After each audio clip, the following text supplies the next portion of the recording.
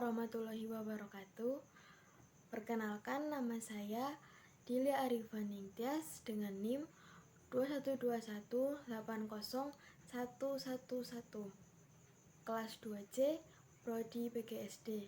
Di sini saya akan menjelaskan tentang teori ekologi dalam matkul perkembangan peserta didik. Ekologi berasal dari dua suku kata, oikos dan logos. Oikos yang berarti hakikat dan logos yang berarti ilmu. Kemudian dapat diartikan sebagai ilmu yang mempelajari ilmu hakikat atau ilmu yang mempelajari hati nurani atau sistem lingkungan. Dapat disimpulkan, teori ekologi adalah suatu perspektif mengenai metodologi dalam mempelajari perkembangan kepribadian yang mempertimbangkan aspek-aspek di luar individu, yaitu dari sisi lingkungan di mana individu itu berada. Prinsip utama teori ekologi ada 5, yaitu yang pertama, interaction adalah hubungan interaksi antara makhluk hidup yang satu dengan yang lain.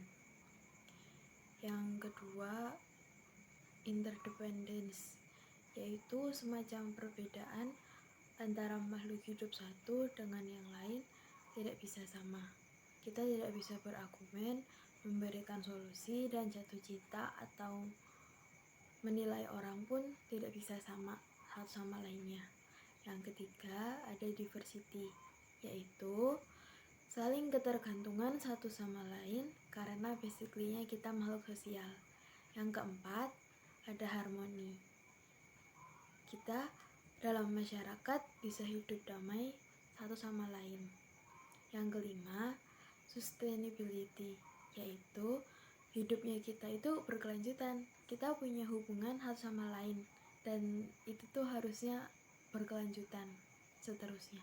Begitu. Teman-teman tahu nggak sih apa saja yang dapat membentuk mental kepribadian kita semua? Kita perlu pahami bahwa manusia selalu terikat oleh sistem lingkungan atau etika lingkungan. Kita selalu ditekan oleh lingkungan sehingga kita tidak pernah menjadi apa yang kita mau.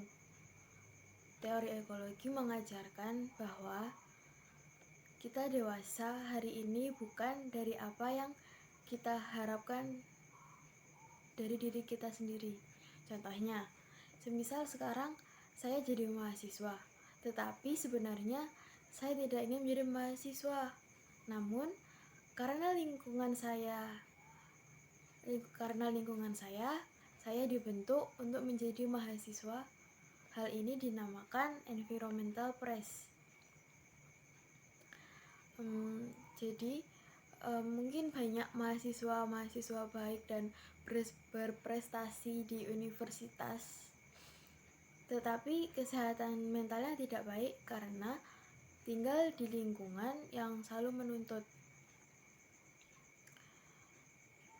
Intinya, teori ini menekankan bahwa manusia tidak berkembang dengan isolasi, namun merupakan rangkaian interaksi di dalam keluarga, sekolah, masyarakat, atau komunitasnya.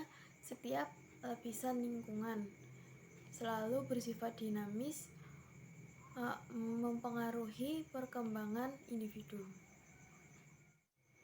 Urutan sistem ekologi ada 5. Nomor 1 yaitu makrosistem. Makrosistem adalah kondisi yang melatar belakangi anak hidup dan berinteraksi dengan orang lain dan institusi yang paling dekat dengan kehidupannya. Contoh lingkungan yang paling dekat yaitu keluarga, tetangga, atau saudara-saudara dekat. Yang kedua ada mesosistem. Mesosistem adalah hubungan dalam mikrosistem, interaksi antara mikrosistem yang satu dengan yang lain. Jadi di tahap ini manusia hidup nggak ngapa-ngapain, tapi suka kena imbasnya. Sebagai contoh, anak dengan orang tua ada masalah, anak yang nggak salah apa-apa dan nggak tahu apa-apa bakal jadi kena imbasnya. Kemudian yang ketiga ada ekosistem. Ekosistem adalah berisi sejumlah kondisi yang mempengaruhi perkembangan anak. Namun anak di sini tidak terlibat dalam suatu peran langsung. Yang keempat, makrosistem. Makrosistem yaitu sistem yang mengelilingi mikro, meso, dan ekosistem dan merepresentasikan nilai-nilai ideologi, hukum, masyarakat, dan budaya. Banyak orang-orang di masyarakat yang nikah muda misalnya, sehingga saat kita sebagai mahasiswa sedang menjalani skripsi atau tugas-tugas lain yang sekiranya dirasa itu tuh lumayan berat, akan berpikir, aku nikah muda aja biar bebas dari tugas. Seakan-akan perempuan itu kodratnya bersandar pada laki-laki dalam masalah finansial. Padahal kita disekolahkan oleh orang tua kita, disekolahkan tinggi itu untuk menjadi wanita karir yang independen. Semisal pun nanti setelah menikah berujung menjadi ibu rumah tangga, anak-anak kita tuh juga berhak untuk lahir dari rahim ibu yang cerdas. Kemudian yang kelima ada kronosistem.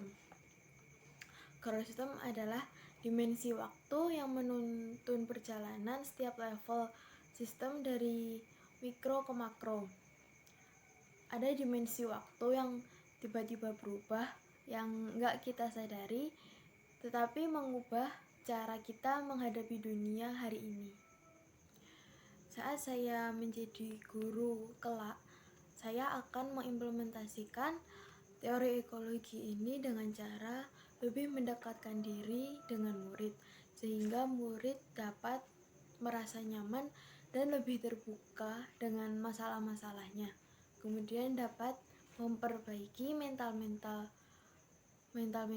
anak itu yang rusak agar kedepannya tidak memiliki luka batin lagi yang akan memengaruhi kehidupannya di masa depan. Sekian yang dapat saya sampaikan tentang teori ekologi dalam matkul perkembangan peserta didik.